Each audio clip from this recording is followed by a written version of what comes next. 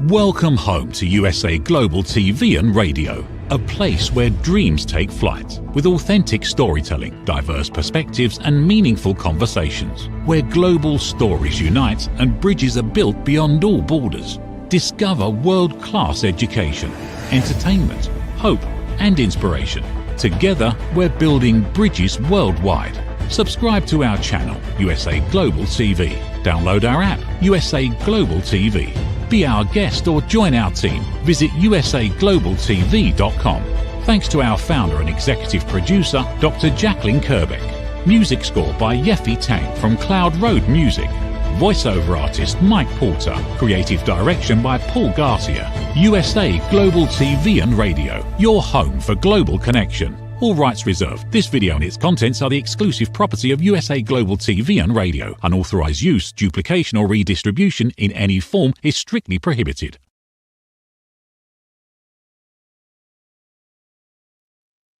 Howdy y'all, this is red-olaughlin. We're on the corner bookstore today on the USA Global TV and Radio Network, and I am more than super happy to welcome the owner, the founder, the believer in so many different things with regard to television programming and so many things. It's hard to really encompass everything that she does. But Dr. Jacalyn Kerbeck and I have been together on this network. She started it 3 years ago. We just had our first anniversary, but she had some other stuff going on before that with rapping with Jacalyn, and it's amazing. So many things happen, and today just happened to be one of those days that I get a chance to interview my boss. So, Dr. Jacalyn, please join us. Hi, Red. Well, I don't get to say that very often anymore. My boss. It just that came out of my mouth. Didn't sound right. I know. I was laughing. But we've been together on this journey. I think it's actually 4 years, if not 4.5, when it was Rapping with Dr. Jacalyn and now USA Global TV and Radio. It's been an incredible journey. So thanks for taking the ride with me. It was interesting because I remember our early conversations, and you were, I guess, on the other side of the microphone or the camera, and then you started, okay, let me get on this side of it and be the person in charge. And then there was a lot of things that happened in your life. I remember you talking about the first day of COVID was the day you turned in your resignation from the corporate world. And now you're out there just waving in the breeze. And you started out with a couple of shows, and then it was a dozen shows, and then 20 shows and 30. And now we're up to 50, 60. I'm not even sure anymore. But it's an interesting growth pattern. And the product that you offer is awareness and education in so many different areas. And congratulations on going over 2 million views last year on YouTube. Many more than 2 million, because there's so many different platforms you have, and not all of them give you accurate measurements on how many people actually view it. But anyway, before we start on the author part of it, let's just kind of talk a little bit about the USA Global TV and Radio Network, how it has developed, what your view was for it, where you see it going. And then we kind of get into the author aspect of things and go from there. Fantastic. Well, thank you for the opportunity, Red. I'm also producing the show, which is interesting. So spotlight myself, which I'm not usually doing. So USA Global TV and Radio is truly global. And we have show hosts from all over the world. And each person decides how and when, how often, what the topic is of the show. And many of the people actually started off co-hosting a show with me. And my goal is to get everyone up and ready so that they can do the shows by themselves. So I like to think of it as giving people some education, some awareness, and then sending them off on their own. That brings me joy. I like nothing more than collaborations. Red, yesterday I introduced you to someone you'd met at the reunion show. I'm hoping that you two can collaborate. And so that's what this network is about. It's about sharing and caring, as our friend Roland Friedel would say. It's about giving people a place to share their voice and making them feel that they are truly heard by using elevated listening skills. We don't use any scripts here, and so no one knows what anyone's going to ask. And by doing so, we have to focus on the person's reply so that we can ask a question that follows on to that. We don't ask questions because we're nosy, because we want to just find out personal information about people. No, we want to spotlight people so that they feel they're comfortable enough to share something about their journey to help someone else. Your journey as an author has been interesting in many regards, because we started out with behind the green screen, which made a lot of sense because that's where you operated. That's where your comfort zone was. And you told people how to do this business. And it was fascinating from many regards, because here's a list of equipment you need. Here's the things you need to do. Here's what you got to master. Boom, boom, boom. And then we were going to do something on tattoos, and we were going to do something on something else. And it kind of evolved in its own way. And that's not exactly the path that I want to go down. So we gave up on the tattoos. We went down another road. And so as you were starting this thing, you were also advocating better listening skills for people. When did the author bug in you decide, I need credibility with a book in order to be the listening mentor to the world? Great question. Thank you. It was actually from one of our former team members who told me that I was a really good listener. And I've heard that from people over the years, that they'll tell me things that they wouldn't ordinarily tell someone else. And I thought to myself, I hadn't felt like I was listened to for a lot of my life, because I have ulcerative colitis and people would give me solutions that they thought were appropriate. Why don't you take Pepto-Bismol? Why don't you not provide solutions when you are not a doctor? You're not a longevity expert like you are, Red. So I thought, let me put together a book to help people, first of all, test their knowledge of their own listening skills. And that sometimes brings awareness when people see their score and they'll, someone will say, I got a 50, maybe there's some work to be done. But even getting 100, there might be work to be done. So the whole point was give people something that is germane to foundational wellness in a relationship. And for me, it was your idea for this. It's actually like a business card. It's like a calling card that I give to people. So I'm not actually trying to make money with the books anymore. I'm just leaving people with the books to help them have a reference to refer to. Yeah, the reference that I was using with the books was, I have a good friend here in Houston. He has a book that's literally the size of a CD case, and it's 62 pages. And he makes 6 figures a year, and he gives that book away as a business card. So when he walks into Shell or Conoco or Halliburton or whatever, and he lays a half a dozen of these on the table for the CEO and senior vice presidents, it tells them what he is, what he can do. So in other words, it establishes his credibility big time, because he's an author, but he also is giving something away for free that adds a lot of value. So in your particular case, you're giving away now value to people to improve. Is there any profession that we have out there right now that listening is not a major part of becoming a success? I don't think so. I don't think so either. What I found on this journey, and by the way, presenting at libraries and your idea again, thank you. And I just presented in London. We presented to students, MBA students in Zambia, is most people think they are good listeners, and it's everybody else's problem. We don't get along because it's your problem, because you this, you that. And when they take the course, especially if it's in person or watching role plays, people will have an aha moment. They'll look and they'll say, you know what? That role play was me and my husband. That was me and my daughter. And it's sort of a moment where I think they get the clarity that they didn't have before. And then they start to feel really badly that they've been torturing the other person. And meanwhile, they have accountability as well. Okay, so how do you maintain accountability by being a blonde? Tell me that. By being a blonde? Yes. Well, because I think it's how you come across, how you present yourself. I think regardless of what we look like on the outside, it's how you treat other people and giving people that respect and acknowledging them and not always having to have the last word. That was the avenue I wanted to go down. Thank you. Because when you look at somebody, you already predetermine something. You listen to them and now you reinforce it, or, oh my, I didn't realize that, or you change your mind. So even before we meet somebody, if they're 150 pounds overweight, if they're 7 foot tall, or if they're 5 foot tall, we already have preconceived notions, and those notions tend to go with us as we're listening to them speak. If I listen to our current president, our former president, 3 or 4 or 5 presidents back, each one of them has a credibility about them with regard to their ability to communicate. And sometimes I'm hearing things and, okay, I disagree, but I understand. Other times I hear things, okay, yeah, that makes a lot of sense.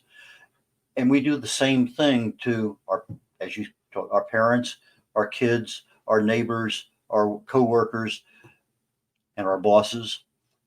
So those things, everywhere it applies. I'm trying to, if I'm a astronaut, I got to communicate. I got to listen to what's going on. If I'm an airline pilot, I got to listen to. There's a lot of. I'm not sure there's a job out there. Maybe a monk that doesn't talk to anybody might have that uniqueness of not having to listen well. But I think just about every job that's out there requires an exception. It requires listening. We get better by enhancing our skills, and listening is one of those skills. So as you started to write your book on how to listen better, you came up with role plays. Let's go down that road for a while. Why role plays? Well, the role plays are a lot of fun. I love directing them. And, you did some of the role plays. We had a number of team members. That was almost 3 years ago, by the way. But the role plays really give people the opportunity to see people in action, and then they can relate to it. One of my favorite role plays was with Hyatt and Linda. And Hyatt was at the desk, and I directed Linda to come in and talk to the back of his head. And when you're in the role play, even though it's only a role play, you're still experiencing something. So Hyatt felt something with Linda talking to the back of his head, and she felt something. And this happens all the time. When I teach my classes in person, I actually have people do impromptu role plays. They have no idea what I'm going to ask them to do. And when they describe, if you're the one sitting down and someone's talking to the back of your head, what it feels like to have someone talk to the back of your head, and then for the other person to not see their face, but yet it's something that we do all the time. We just walk into a room and we walk up behind someone. We have no idea what it is they're doing. And all of a sudden, because we have important news, they should just drop whatever it is they're doing, which is disrespectful to the other person. And I feel that most people, I don't have a percentage of this. I'll just use myself, for example. I want to give people my undivided attention. But right now, I'm on this television show with you. So if someone were to come through the door or someone's going to call, I can't pay attention to them. And people feel it. People feel it. And so what happens is, and then I'll stop talking. Sometimes we become so emotional about something. I mean, think about all the things going on in the world. And people have feelings. And so they just want to take those feelings and they want to dump them on the first person that they see that they haven't asked permission from, and they're not going to get the response that they want because the person might not be mentally, emotionally, physically available to give them their attention. Well, it's interesting because I think this happens to all of us. If you have a family around, you're sitting there, maybe you're watching a TV show. I'm usually on my computer sometimes, and a head will pop in the door and say something, and I'll usually hold a hand up because I'm right in the middle of composing something.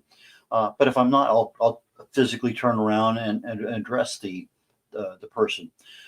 But I think if I'm trying to interject in somebody and they hold a hand up for, finger, hand, what, and they're saying, hold on, all of us, doesn't matter who it is, we're going to hold on for just a minute because there's something going on that attention that you want from them can't be had right now. And I think that's the universal one. You just kind of just hold your hand up. So as I'm listening, I hear there's something back there. Now I got to make a decision. Let me finish what I'm doing right now, or am I at a point where I can actually stop what I'm doing? Phone rings. I get to a point where, okay, it can go to message. I don't care. It's something that took me a long time. I don't need to answer that phone because the technology's there for me to get the answer later. Now, if my wife is out and the weather's bad and the phone rings, different set of circumstances. I want to be more cognizant. So I think as we're doing our normal job or our normal activities, we tend to change what's important to listen to. And in your role plays, we can sit there and be in the role, or we can watch someone else as if they're on TV, which they are. And we get a different perspective. It's not us. We see it from an outside perspective.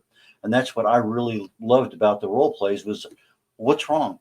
Okay. And then you describe what's wrong. In some cases, well, that's what I caught, but that's not really the cause of the problem.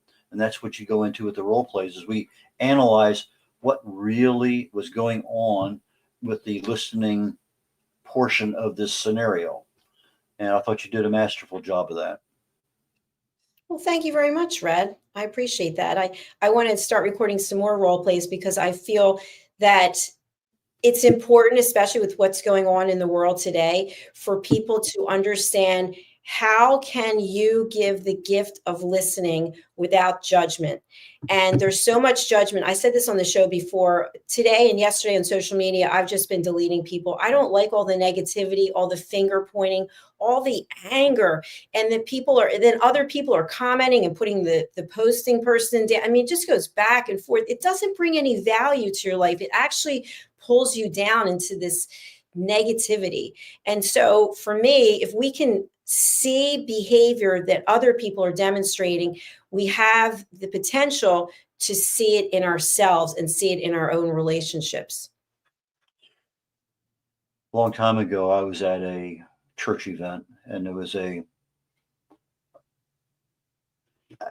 a retreat. It was just a speaker. It wasn't actually a church.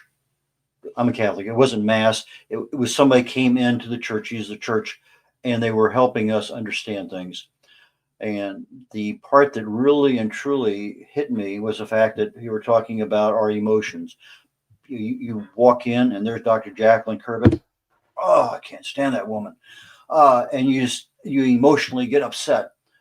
And just the reverse, you go, whoa, it's a beautiful looking woman there. So we have our emotions going on both sides, but how do we actually stop some of that stress from happening? Now you delete them, that gets rid of them. But the other one that I really like was the guy says, okay, there's somebody there that's bothering you. Really, you can't stand to be in their presence. Write their name on your hand. Take your finger and write their name. Let's call it Jim, Jim. Look at it, visualize that person's face, visualize what they represent, and then just throw it away. Just watch it leave your hand and go into the ether. And okay, I played the game. Had no problem at all. And in this particular case, one of my wife's bosses at her work, wasn't her super boss or anything, but one of the chain of command, was just always an irritant. Don't ask me why, but just that personality. And less than 2 weeks later, we're at some kind of function. I don't know what it is. And there she is in the doorway, and I got to walk past her. And all of a sudden, I'm walking up, and I don't have that feeling. No animosity. She's just another person. I was polite to her as I always was, but some of that emotional drain just drained right away, and it wasn't there anymore. So as we're looking at people and we're thinking and we're prejudging, our prejudging ends up with our facial expressions. Somebody can tell there's something wrong if they're an expert in neuro-linguistic programming, because our face gives us away. We can't hide something. But if you've really given away that emotion, now you can listen a lot better because you're not being interfered with by your own brain. Your subconscious mind is no longer impeding our listening ability to somebody. So I think that's a major way of looking at things. If we have an emotional event with a coworker, a spouse, or whatever, we got to get rid of that emotion in order to what is the real crux of what we're listening to? Am I emotionally upset with somebody? Am I prejudging them? Let's get rid of that and listen to what they're saying. Very true. I think emotions can really interfere with our ability to listen. And I'll give you an example. I took a hot yoga class yesterday, and I don't think I've practiced yoga in probably a year because I hurt my wrist. Anyway, it's a huge space and you could go anywhere. And so I put my mat down, I got myself ready, and this man came in and he came close to where I was. And I just had this feeling that he was going to be someone that makes a lot of noise during class. I just knew. And I was starting to get upset. And I said to myself, maybe you should move your space, move your space. And I thought, you know what? I'm going to be in control of myself. I'm prejudging him. Well, of course, he was one of those people, heavy breathers, makes moaning noises during yoga. I'm like, so I was getting upset. And I said to myself, what is it about this that I'm getting upset about? And I thought, because he's not following protocol for yoga. And I thought, well, what is protocol for yoga? Does anyone say, is there, you're supposed to breathe in and out through your nose and sometimes through your mouth. But anyway, I thought, this is about me. I need to control my own emotions so I can listen to my body and listen to the instructor give the cues. And I was able to do it. Even in Shavasana at the end, he was making all kinds of noise. And I thought, give him grace. So that's what I really like for people to take away. We're not always going to agree on everything. No one says that we have to, but who decides if how you feel is more important than how I feel? And so if we give the gift of elevated listening, there is no judgment. We could bring on countless people, Red, onto this show or any show who's on one side or who's on the other side. And both are right because they have the ability to give their opinions. It doesn't mean that it's factual, but how they're feeling is valid. And so that's what I really want people. I have my book here, by the way. It's Mastering the Power of Elevated Listening. That's one of the things I want people to take away from elevated listening. It's like, what is elevated listening? It's giving people a space where they truly feel heard. They feel heard and respected, regardless if you don't agree. Red, we don't use any scripts here. And I have interviewed countless people who feel completely differently than what I feel. But the truth is, unless you're a good friend of mine, nobody knows how I feel. And no one's going to know how I feel because it's not about me. It's about the guest. It's about the other person. You've given me a lot of super good advice to become a better host. And one of the first pieces of advice you gave me was my job as a host is to make the guest the star of the show. And whatever it takes to make the guest the star of the show, that's what I have to do. Now, part of that is understanding who that guest is, what value they are going to give my audience, and how do I get that value from them. Now, we've seen a lot of people, Dr. Jacalyn, where we have this little, go ahead and bring yourself back up for just a second. The speaker is me. I'm there on the whole screen. And then depending on how that presentation of the guest is going, if it's going on and on and on, we tell them ahead of time that if all of a sudden they're there by themselves and now there's two people on the screen, that's a clue that we need to move on. Subtle, and it's not really, I'm not interrupting anybody, but it's something that we agree upon in the front that a lot of people can get their point across. Boom, boom, boom. Thank you very much. But they go boom, bada boom, bada boom, bada boom, bada boom, bada boom, and they don't stop. And the same thing happens in real life. Somebody commandeers a conversation and they're going on forever, and you are fighting to get a word in. But when you're on TV like this, I have a job to make Dr. Jacalyn the star of the show. But I can't do that by just talking all the time or letting her talk all the time, because at some point in time she's talked out a particular topic and we need to move on to something else, because the value she has to share is more than just that tidbit. It's a larger iceberg of information, and we just chip at it here, chip at it there, and get that information out to everyone. And so when we are talking, and I'm sure anybody watching the show, that person's been talking a long time. We don't say that, but it's just kind of inherent in us. And then all of a sudden I'll pop up on the other side, and interesting how very quickly they wrap up that conversation and begin the next one. I've had in fact, maybe one person that just kept going on and on and on, but in general, they're pretty good. They just need to be tapped on the shoulder. Next, okay, next. And that's how we do it here at the USA Global TV and Radio Network. Is just a simple pop-up of the other person. We're ready to move on to the next one. So you had this book, and go ahead. I'm sorry. No, I was just going to say, I just reached out to someone about doing an interview, and they asked me if I could send the questions. And I said, I don't even know what the questions would be, so there's nothing for me to send. And people feel uncomfortable because they don't know where it's going to go. And that, to me, is the beauty. If you're doing an interview and you're an expert in your area, or you had your own story, your own journey, you know that journey. You don't need questions in advance. If you're an expert in longevity, you don't need questions in advance, because if there's something that I'm asking you and you don't know it, you're going to tell me, you know what, I don't know that, but I'm going to find it out. So I think people hold on to certain things as crutches, and the phone is one. When it comes to listening and people are in their phone, they're not listening to you. And it could be because they don't want to deal with whatever it is that you're saying, or maybe they have some kind of issue that they're addicted to their phone. I mean, people do have things like that. People are addicted to the stock market. They're checking their stocks constantly. People are addicted to soap opera. I mean, whatever it could be. So when you're having a conversation with someone, like right now, you and I have to be totally present. You can't be on your phone. I can't be on my phone, because we're going to miss what one another is saying. And that's what happens in relationships, is we have these distractions, we hide in the distractions, and then the other person feels it. They know you're not listening to them. Red, I'll give you an example. I actually don't know if you're a football fan or not. Are you? I was in the past. I still have a vague interest in it. It depends on who, what, when. But yes, I'm a football fan. I'm just not as excited about football as I was 20, 30, 40 years ago. Okay, that's fair. I'm pretty excited about it because the Philadelphia Eagles are moving forward. Yay. So here's the thing. You're watching the game, you're watching something, and all of a sudden somebody walks in front of the TV and goes, Red, hello, you're watching a game. Why would you confront him or address him when he's watching the game unless it's an emergency?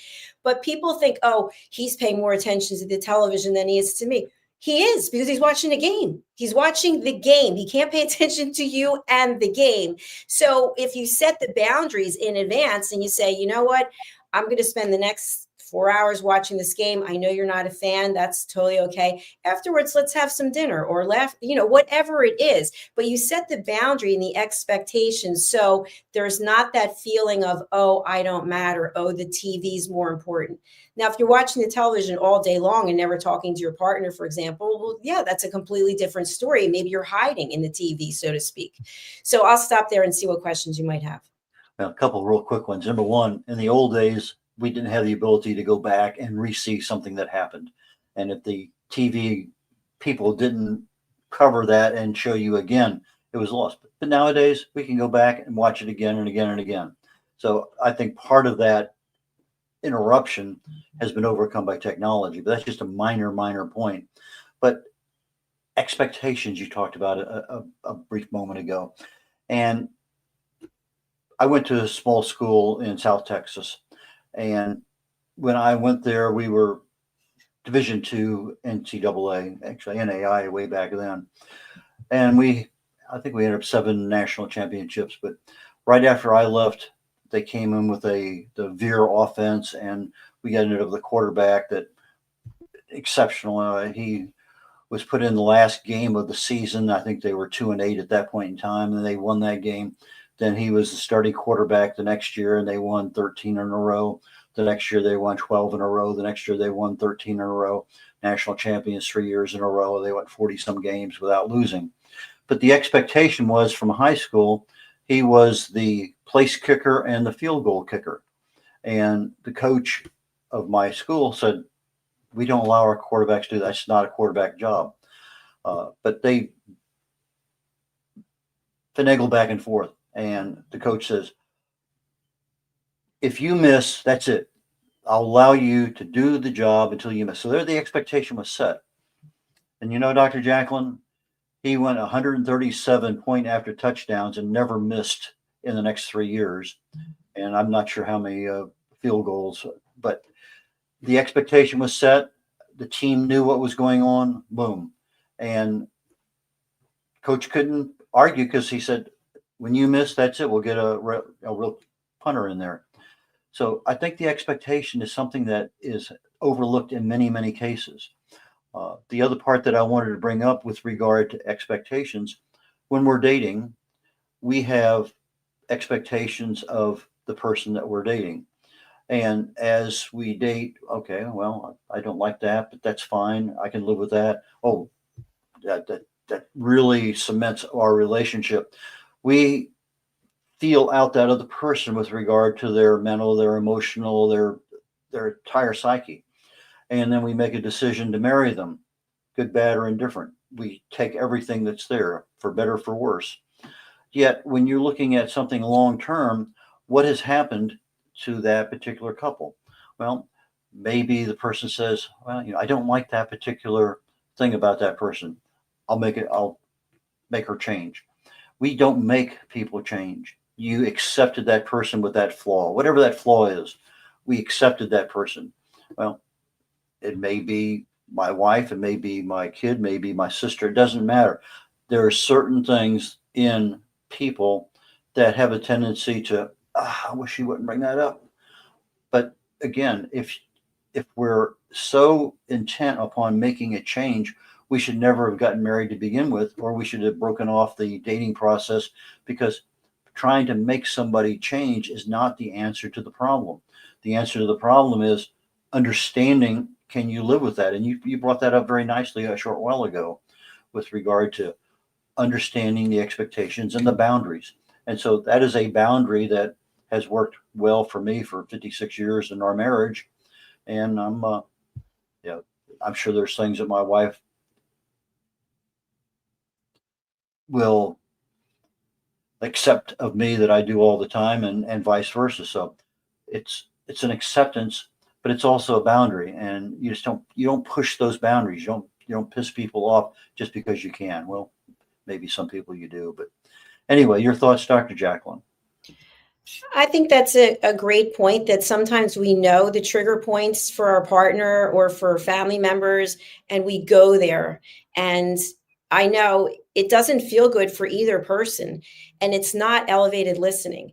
And what I'd really like people to take away from, whether it's the book or the Listening Mentor TV show or just listening in general, is when you treat someone with compassion, when you think to yourself, I wonder what it must be like for her or for him, it's a much different dynamic than if you're judging. So people could be watching right now and thinking that I'm an idiot, I don't know what I'm talking about. And that's fine, that's on them. But I do know what I'm talking about. And how do I know? Because I've done over 5,600 shows. I think at this point, I've written books, I've given speeches, and people have told me that they have been able to take away value from what it is that I've shared about listening skills. So listening skills are something that we have to work on. Just because we take a course or we read a book, that doesn't mean that we are listening at an elevated level. That means we have awareness now, and now we have to put it into practice. And something else that I'd like to share is we have a team of elevated listeners. I think there are 95 people who've actually finished the course, and then there's probably another 50 who paid for it and then never took it. So I just became aware of that, by the way. So in any event, we have people across the world who have made a point to at least look at what are elevated listening skills, but you have to practice it all the time. And so for me, when I'm having a conversation, when you're talking, Red, I am not thinking to myself, where's this going? What's he going to ask me? I have no idea what you're going to ask me, but I feel confident in myself that whatever you ask me, I'll be able to answer because I believe in myself. I have the confidence. And so I don't need to one up you or anyone else. I don't need to judge you. And I feel that we're so interested in ringing the bell, so to speak, that I'm right, I know there are people who are teaching me things all the time. I've learned so much from you, Red. And that's what I would just like to encourage people to have, that childlike curiosity, that wonder, and that respect for humankind, that respect for the other person, regardless of what it is that they feel on a specific topic. They're entitled to their feelings. You're entitled to your feelings. But how can we coexist? And to me, that's through listening at an elevated level. And you're listening doesn't mean you agree with the person, because that's their view, as you talked about earlier. That's how they feel about something. So if you're an environmentalist, if you're whatever your political philosophy is, that's your belief. That's fine. But I'm listening. I may disagree, but I'm listening. I'm giving you the respect that you're talking about. Now, you mentioned just a brief moment ago ringing the bell. I mean, it was this is before COVID. And one of the standard things going around was, Dr. Jacalyn, would you rather ring the bell or answer the bell? And that was kind of a thing. And it all boiled down to the fact that when you answer the bell, it's like the end of a rest period in boxing, and now you're ready to go again. But if you're ringing the bell, it's as if you're a SEAL and you're giving up because you're dropping on request. You go up there in front of the whole SEAL team and you're saying, this isn't for me, and you ring the bell. Well, that was the connotation they were trying to get. But people, well, I like to ring the bell, but we don't have a context. So I think part of the context is, and you mentioned earlier, if somebody is really an expert in their field, they should be able to answer any question. But what if I ask you the question and you're the expert listener and I say, Dr. Jacalyn, what do you do for fun? Now, that's a different question because it's totally outside the realm of your expertise. And when I ask people that question, it's usually to find out something more about them than just their expertise. And it's amazing how many people cannot tell me what they do for fun because they don't.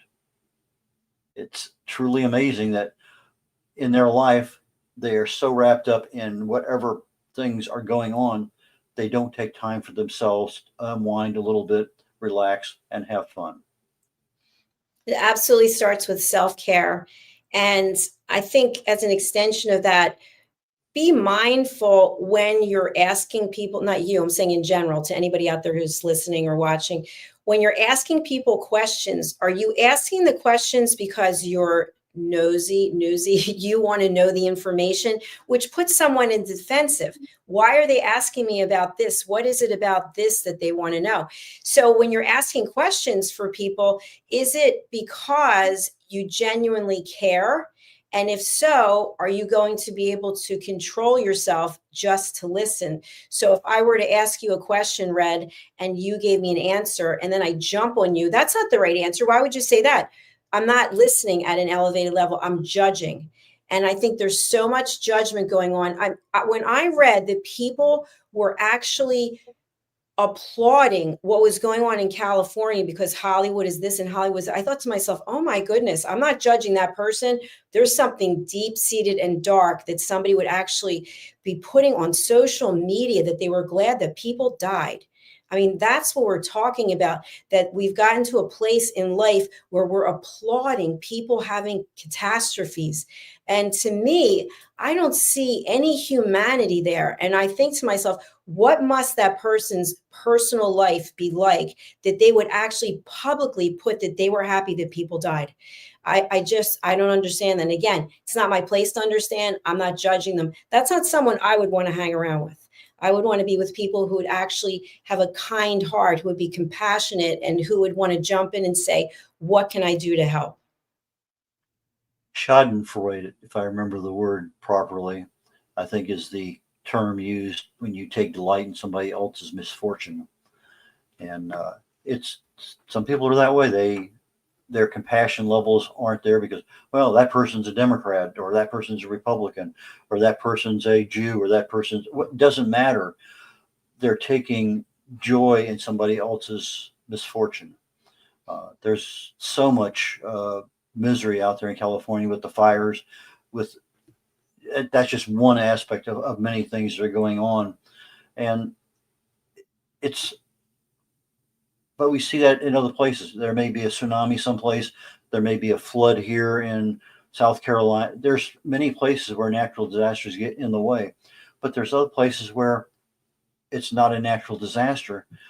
It may have been preventable, but we just don't have that level of either understanding of the system, the process, or we don't allow ourselves to know more in order to be okay. I understand. I think somebody has cancer. Well, okay. Unless you have cancer, you probably don't know, but you can certainly understand it very, very well. Take something that we're both very familiar with, Alzheimer's. Uh, Unless you're around it, you don't have a true appreciation for it. Well, you don't understand how exasperating, how frustrating, how stressful, somebody with Alzheimer's can be. And even just visiting them, not even just not living with them, but just visiting them, you spend a half hour and you're exhausted. Well, think about that poor person that lives with that person as a caregiver. So there's so many things out there that we take for granted because we're healthy and we don't see the other side of it. And okay, I think I understand. Well, maybe we don't. But if we listen, we pick up a little bit more, pick up a little bit more, pick up just those little, okay, I'm starting to see this a bit more because I didn't appreciate what that other person was doing. And I'm looking at the time, and we have another show coming up very, very quickly. Well, actually, I have another show. We both have another show coming up quickly. I'm going to turn it over to you for final comments. And more importantly, how do people get in touch with you for the listening course that you're talking about? Thank you so much, Red. So this is the book, Mastering the Power of Elevated Listening. And again, it's one of 16 books. There's a whole book series for children. So in this book, there are quizzes. For example, which of the following is not characteristic of elevated listening? So you can take the quiz in the beginning, read the book with the case studies, and then at the end, there's another quiz. You can also go onto our website, which is usaglobaltv.com, and the listening quiz is there. It's also on drjacalyn.com, and I'll put these websites in the show notes. I'm not doing it while I'm talking because I'm paying attention. So, and you can take the course by going to either of the websites or by going to Thinkific, and I'll drop the link in there as well. So what I'd like to leave you with is every one of us is going through our own journey. And no one's journey is more important than anyone else's journey. But what is important is to treat people with respect. Treat people how you would like to be treated. And if you find yourself emotionally volatile, it's not a great time to interact with other people. Think about it. If you are going through something and you're very emotional, this might not be the greatest time to talk to your partner about your relationship or to talk to somebody about the money they're spending, whatever the case may be. Get yourself to a place where you're calm, where you're collected, where you're looking for solutions. And at that point, ask for permission. Red, would this be a good time to talk to you about XYZ? Excuse me. And apparently it's not going to be because we're on a television show. So please pick up a copy of this book. I think you'll find there's something of value for everyone. And again, my goal is for people to have inner peace and for us ultimately to have world peace. Thank you for this time. I appreciate your time greatly, Dr. Jacalyn. Again, my boss on the USA Global TV and Radio Network, the owner, the instigator, the chief listening officer. Dr. Jacalyn is so good in so many ways, and especially if you're interested in a career in broadcast journalism, being a host on a show like this, please contact Dr. Jacalyn Kerbeck at the USA Global TV and Radio Network. usaglobaltv.com is her website. And talk to her because she has a lot of things to offer and one of the best people in the world that I know. With that, I am going to get ready to sign off. I got 11 minutes before my next show starts, which is The Wise Ones. And I have a very dear friend of mine today, Russ Johns, who will be my guest. And I've said this many, many times, the fact that when he used to be here in the Houston area and I would attend his weekly events, he would offer more value per hour than anybody else that I know. It's just that he's just bubbling up value all the time. So we're going to pick up with him here very shortly, and then I'm going to be talking about diets in a sense. The topic is diet, but we're going to delve into it a little bit deeper in Talking Heads, which is an hour and 10 minutes from now on the USA Global TV and Radio Network. So with that, red-olaughlin, I'm signing off of the Corner Bookstore and look forward to seeing you on the next show or next week. Either one is fine. Take care. Bye now. In a world full of noise, misunderstandings, and interruptions, master the art of listening with Dr. Jacalyn Kerbeck. Dr. Jacalyn Kerbeck is the listening mentor of USA Global TV and Radio and the Amazon #1 best-selling author of Mastering the Power of Elevated Listening. Elevate your listening. Elevate your life.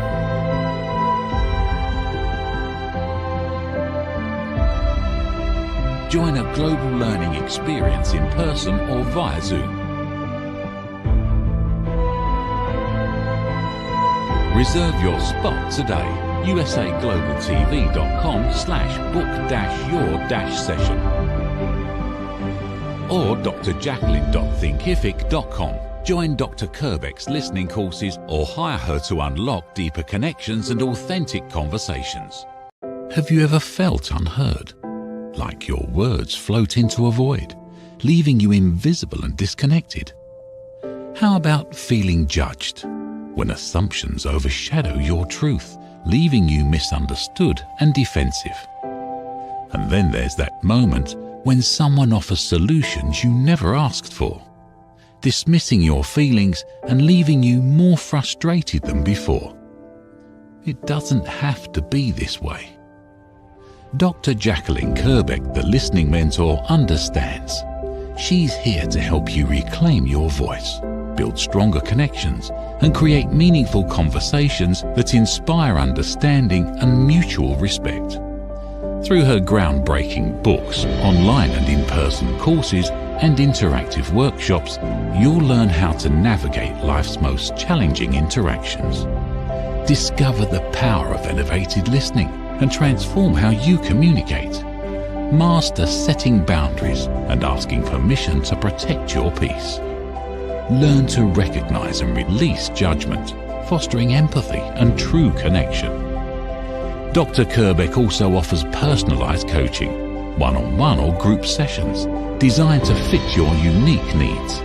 Whether in person or virtually on StreamYard, her guidance will empower you to thrive. You don't have to struggle alone. The path to deeper connections and better relationships start here. Visit drjacalyn.com or usaglobaltv.com. Join a global community of empowered listeners and transform your life, one meaningful conversation at a time. Dr. Jacalyn Kerbeck is the listening mentor. Start your journey today.